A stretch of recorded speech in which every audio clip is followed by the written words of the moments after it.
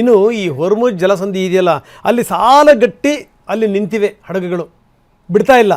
ಏನಾದರೂ ಒಂದು ಹೆಜ್ಜೆ ಮುಂದಿಟ್ಟರೆ ಬಾಂಬ್ ಹಾಕ್ತೀವಿ ಅಂತ ಇರಾನ್ನವರು ಈಗಾಗಲೇ ಬೇರೆ ಬೇರೆಯವ್ರ ಮೇಲೆ ಬಾಂಬ್ ಹಾಕಿದ್ದೂ ಆಗಿದೆ.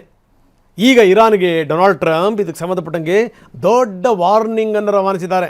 ಹೊರ್ಮುಜ್ ಜಲಸಂಧಿಯನ್ನು ಏನಾದರೂ ನೀನು ಓಪನ್ ಮಾಡಲಿಲ್ಲ ಅಂತಂತಂದರೆ ಮತ್ತೆ ಯುದ್ಧವನ್ನು ತೀವ್ರಗೊಳಿಸ್ತೀವಿ, ಭೀಕರ ದಾಳಿ ಮಾಡ್ತೀವಿ, ತೈಲ ಸರಕು ಹಡಗುಗಳು ಅಲ್ಲಿಂದ ಮೂವ್ ಆಗಬೇಕು, ಇಲ್ಲಾಂದರೆ ನೀವು ಕಂಡು ಕೇಳರಿಯದ ರೀತಿಯಲ್ಲಿ ದಾಳಿ ಮಾಡ್ತೀವಿ ಅಂತ.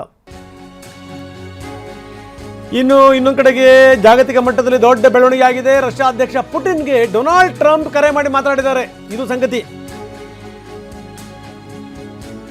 ಈ ಸಂದರ್ಭದಲ್ಲಿ ಇರಾನ್ ಮೇಲಿನ ಯುದ್ಧವನ್ನು ನಿಲ್ಲಿಸಿ ಅಂತ ಟ್ರಂಪ್ ಹೇಳಿದಾರಂತೆ. ಶೀಘ್ರದಲ್ಲೇ ಯುದ್ಧವನ್ನು ಕೊನೆಗೊಳಿಸ್ತೀವಿ ಎನ್ನುವಂಥ ಭರವಸೆಯನ್ನು ಕೂಡ ಅಮೆರಿಕದ ಅಧ್ಯಕ್ಷರು ಕೊಟ್ಟಿದ್ದಾರೆ ಅಂತ. ಇದೆಲ್ಲದರ ಜೊತೆಗೆ ನಿನ್ನೆ ರಷ್ಯಾ ಅಧ್ಯಕ್ಷರು ತೆಗೆದುಕೊಂಡಂಥ ನಿರ್ಧಾರ, ತೈಲ ಸಮಸ್ಯೆ ಬಗ್ಗೆ ಅವರು ಹೇಳಿರೋದೇನು ಅಂದರೆ, ನಾವು ಯಾರ್ಯಾರಿಗೂ ಸಪ್ಲೈ ಮಾಡಲ್ಲ, ಯುರೋಪ್ ರಾಷ್ಟ್ರಗಳಿಗೆ ತೈಲ ಪೂರೈಕೆಯನ್ನು ನಾವು ಸ್ಟಾಪ್ ಮಾಡ್ತೀವಿ.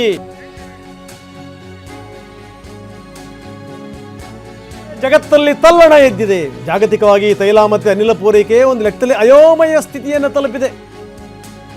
ಹೀಗಾಗಿನೇ ರಷ್ಯಾ ಅಧ್ಯಕ್ಷರು ಅಮೆರಿಕ ಅಧ್ಯಕ್ಷರ ಜೊತೆ ಮಾತಾಡಿದ್ದಾರೆ. ಜೊತೆಗೆ ಯುದ್ಧ ನಿಲ್ಲಿಸಿ ಅಂತ ಹೇಳಿದ್ದಾರೆ. ಯುದ್ಧ ಯಾವಾಗ ನಿಲ್ಲಿಸಬೇಕು ಅನ್ನೋದನ್ನು ನಾವು ನಿರ್ಧಾರ ಮಾಡ್ತೀವಿ.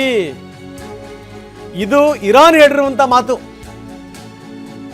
ನಾವು ನೋಡ್ತಾ ಇದ್ದೀವಿ, ಯಾಕೋ ಇದು ಅಷ್ಟರ ಮಟ್ಟಿಗೆ ಸರಿಯಾಗಿ ಕಾಣ್ತಾ ಇಲ್ಲ. ಯಾಕಂದರೆ ಜಗತ್ತಿನ ದೊಡ್ಡ ಶಕ್ತಿಗಳು ಮಾತಾಡ್ತಾ ಇವೆ. ಯಾಕಂದರೆ ಟ್ರಂಪ್ ಕರೆ ಮಾಡಿ ಮಾತಾಡಿರುವಂಥದ್ದು ಪುಟಿನ್ ಜೊತೆಗೆ, ಯುದ್ಧ ನಿಲ್ಲಿಸಿ ಅಂತ ಪುಟಿನ್ ಹೇಳಿರುವಂಥದ್ದು. ಇದೆಲ್ಲದರ ಜೊತೆಗೆ ಏನು ಅಂದರೆ, ಹೊರ್ಮುಜ್ ಜಲಸಂಧಿನ ಓಪನ್ ಮಾಡಲಿಲ್ಲ ಅಂದರೆ ನಾವು ಉಡಾಯಿಸ್ಬಿಡ್ತೀವಿ ಅಂತ ಟ್ರಂಪ್ ವಾರ್ನ್ ಮಾಡಿರೋದು. ಇನ್ನೊಂದು ಕಡೆಗೆ ಯಾವುದೇ ಕಾರಣಕ್ಕೂ ಯುರೋಪಿಗೆ ನಾವು ಯಾವುದೇ ಆಯಿಲನ್ನು ಸಪ್ಲೈ ಮಾಡಲ್ಲ, ನಾವು ಇನ್ಮೇಲಿಂದ ನಮ್ದೇನಿದ್ರು ಮಿತ್ರ ರಾಷ್ಟ್ರಗಳಿಗೆ ಮಾತ್ರ ನಾವು ಸಪ್ಲೈ ಮಾಡ್ತೀವಿ ಅನ್ನುವಂಥ ಮಾತನ್ನು ಇವ್ರು ಹೇಳಿರೋದು. ಇದೆಲ್ಲದರ ನಡುವೆ ಯುದ್ಧ ನೀವು ನಿಲ್ಲಿಸಿದ್ರು ಕೂಡ ನಾವು ನಿಲ್ಲಿಸಲ್ಲ, ಯಾವ ನಿಲ್ಲಿಸಬೇಕು ಅಂತ ತೀರ್ಮಾನ ಮಾಡುವಂಥವ್ರು ನಾವು ಅಂತ ಇದೆ ಇರಾನ್. ಏನು ನಡೀತಾ ಇದೆ ರಂಗನಾಥ್? ಇಸ್ರೇಲ್, ಇರಾನ್ ಹಾಗೂ ಅಮೆರಿಕ ನಡುವಿನ ಯುದ್ಧ 2ನೇ ವಾರಕ್ಕೆ ಕಾಲಿಟ್ಟಿರುವಂತಹದ್ದು. 2ನೇ ವಾರದಲ್ಲಿ ಅಸಲಿ ಯುದ್ಧದ ಪರಿಣಾಮ ಇಡೀ ಜಗತ್ತಿಗೆ ಗೊತ್ತಾಗ್ತಾ ಇದೆ. ಅದರಲ್ಲೂ ಮುಖ್ಯವಾಗಿ ಮಧ್ಯಪ್ರಾಚ್ಯದ ಮೂಲಕವೇ ತೈಲವನ್ನ ಆಮದು ಮಾಡ್ಕೊಳ್ತಿದ್ದಂತಹ ರಾಷ್ಟ್ರಗಳಿಗೆ ನೇರವಾದಂತಹ ಬಿಸಿ ತಟ್ಟಿರುವಂತಹದ್ದು. ಮತ್ತೆ ಯುರೋಪ್ ಕಂಟ್ರಿಗಳಿಗೆ ಈ ಕಡೆಯಿಂದ ಸರಬರಾಜು ಆಗ್ತಿದ್ದಂತಹ ವಸ್ತುಗಳು ಕೂಡ ಈಗ ಯುರೋಪ್ ಕಂಟ್ರಿಗಳಿಗೂ ಕೂಡ ಇದರದ ಪರಿಣಾಮ ಬಿದ್ದಿರುವಂತಹ, ಅಂದ್ರೆ ಹೊರ್ಮುಜ್ ಜಲಸಂಧಿ ಸಂಪೂರ್ಣವಾಗಿ ಇರಾನ್ನ ಇಸ್ಲಾಮಿಕ್ ರೆವಲ್ಯೂಷನರಿ ಗಾರ್ಡ್ ಕಾರ್ಪ್ಸ್ ಹಿಡಿತದಲ್ಲಿ ಇಟ್ಕೊಂಡಿರುವಂತಹದ್ದು. ಯಾವುದೇ ಹಡಗುಗಳ ಸಂಚಾರಕ್ಕೆ ಅವಕಾಶವನ್ನ ಮಾಡಿಕೊಡ್ತಾ ಇಲ್ಲ. ಒಂದ್ ಕಡೆಯಿಂದ ಟ್ರಂಪ್ ಎಚ್ಚರಿಕೆಯನ್ನ ಕೊಡ್ತಾ ಇದ್ದಾರೆ, ಹೊರ್ಮುಜ್ ಜಲಸಂಧಿಯನ್ನ ಮುಚ್ಚಿರೋದ್ರಿಂದ ಜಗತ್ತಿಗೆ ಯಾವ ರೀತಿಯಾದಂತಹ ಪರಿಣಾಮ ಬೀರ್ತಾ ಇದೆ ಅನ್ನೋದ್ರ ಬಗ್ಗೆ ಈಗ ಅಮೆರಿಕಕ್ಕೆ ಅದರ ಬಿಸಿ ತಡ್ತಾ ಇದೆ.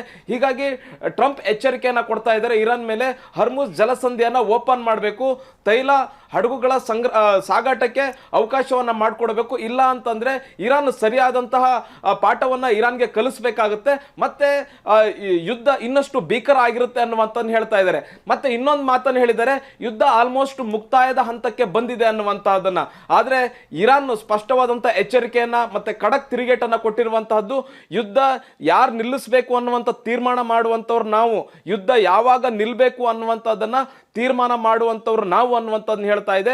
ಇರಾನ್ ಇಡೀ ಜಗತ್ತಿಗೆ ಯಾವ ರೀತಿಯಾದಂಥ ಬಿಸಿಯನ್ನು ಮುಟ್ಟಿಸಬೇಕು, ಮತ್ತೆ ಅಮೆರಿಕದ ಮೇಲೆ ಇಡೀ ಜಗತ್ತಿಗೆ ಒಂದು ರೀತಿಯಾದಂಥ ದ್ವೇಷ ಭಾವನೆ ಬೆಳಿಬೇಕು, ಆ ರೀತಿಯಾದಂತಹ ತಂತ್ರಗಾರಿಕೆಯನ್ನು ಇರಾನ್ ಮಾಡ್ತಾ ಇದೆ. ಅಂದ್ರೆ ಈ ಯುದ್ಧವನ್ನ ಇನ್ನಷ್ಟು ದಿವಸ ಮುಂದುವರಿಸುವಂತಹ ತಂತ್ರಗಾರಿಕೆಯನ್ನ ಇರಾನ್ ಮಾಡ್ತಾ ಇದೆ. ಅಂದ್ರೆ ಅಮೆರಿಕ ಹಾಗೂ ಇಸ್ರೇಲ್ ಇನ್ನಷ್ಟು ನನ್ನ ಮೇಲೆ ದಾಳಿಯನ್ನ ಮಾಡ್ಲಿ, ಇನ್ನಷ್ಟು ಯುದ್ಧವನ್ನ ಮುಂದುವರಿಸ್ತೀವಿ, ಇನ್ನು 1 ತಿಂಗಳ ಕಾಲ ಯುದ್ಧವನ್ನ ಮುಂದುವರಿಸುವಂತ ತಂತ್ರಗಾರಿಕೆಯನ್ನ ಇರಾನ್ ಮಾಡ್ತಿದೆ. ಮತ್ತೆ ಅಮೆರಿಕದ ಮೇಲೆ ಒತ್ತಡವನ್ನ ಇಡೀ ಜಗತ್ತಿನ ರಾಷ್ಟ್ರಗಳು ಹೇರಲಿ ಅನ್ನುವಂತಹ ತಂತ್ರಗಾರಿಕೆಯನ್ನ ಇರಾನ್ ಮಾಡ್ತಾ ಇರುವಂತಹದ್ದು. ರಂಗನಾಥ್, ಧನ್ಯವಾದ ತಮ್ಮೆಲ್ಲ ಮಾಹಿತಿಗೆ.